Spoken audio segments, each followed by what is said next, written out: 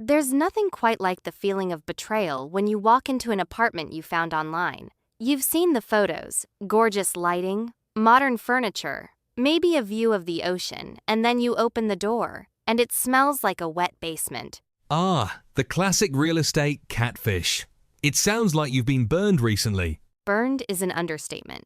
I just spent 3 months in Da Nang. I thought it would be paradise. But apartment hunting?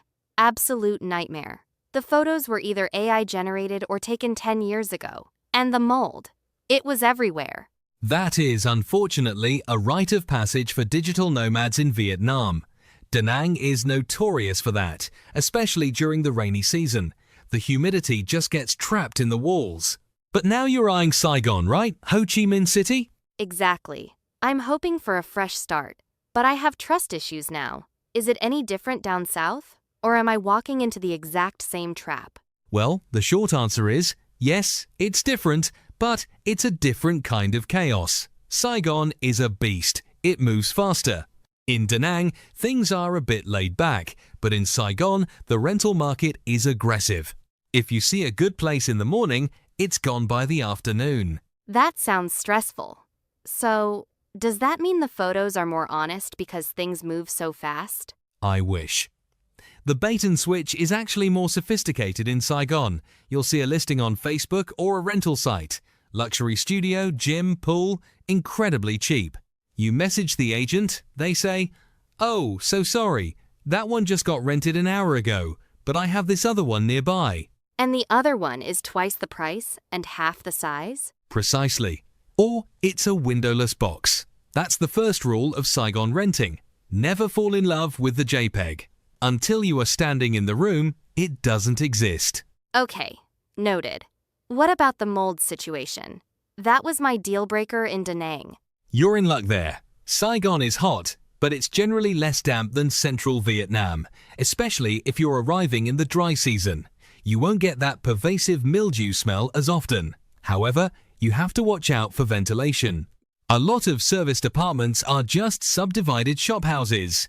They might put up a wall to create a room, but there's no window to the outside, just a window to the hallway. A window to the hallway? That sounds incredibly depressing. It is. And that's where the air gets stale. So, when you're viewing, don't just look at the furniture, look for daylight. Real daylight. If you're working from home, that lack of light will crush your soul faster than a slow Wi-Fi connection.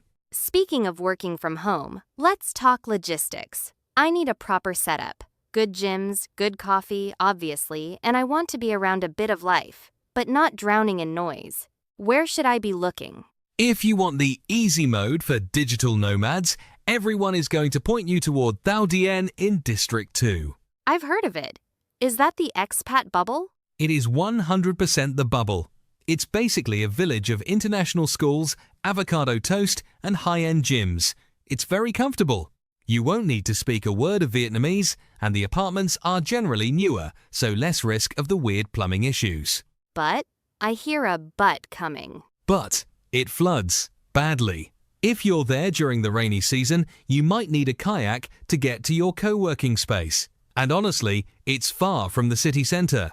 You can feel a bit isolated from the real Vietnam. Okay, so if I want something more authentic but still workable, I don't want to be commuting an hour just to find a good espresso. Then you look at District 3, or the border of Binh Thanh District.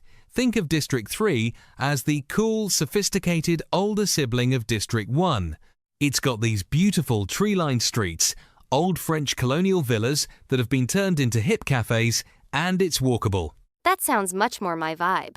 It's the sweet spot. You're 5 minutes from the chaos of downtown, but you can actually hear yourself think. And Binh Thanh, specifically the area near the city garden or the 𝗔𝗢𝗠𝗘𝗬 Canal, is great because you get cheaper rent than District 1, but you have amazing local food and decent gyms. It's gritty, but charming. Okay, District 3 or Binh Thanh sounds like the winner. But aside from the location, what's the one thing people forget to check? The hidden catch? The construction and the roosters.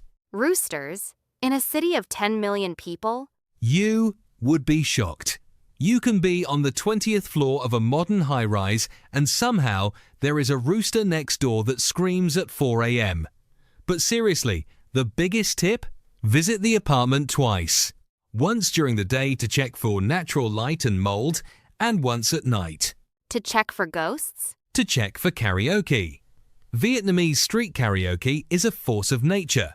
If your apartment is next to a now spot, a drinking restaurant, you will not be sleeping before midnight. You need to hear the acoustic environment before you sign a 6-month lease. That is solid advice.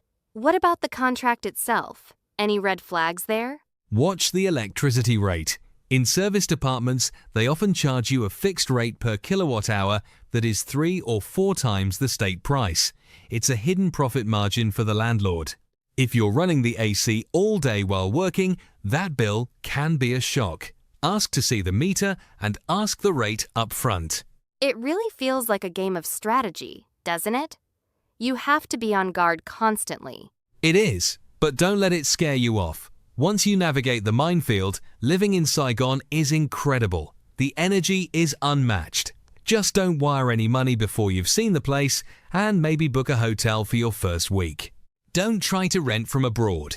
Right. Boots on the ground first. I guess I'll trade the moldy walls of Da Nang for the noisy streets of Saigon. A fair trade, I think. Just bring earplugs, and you'll love it.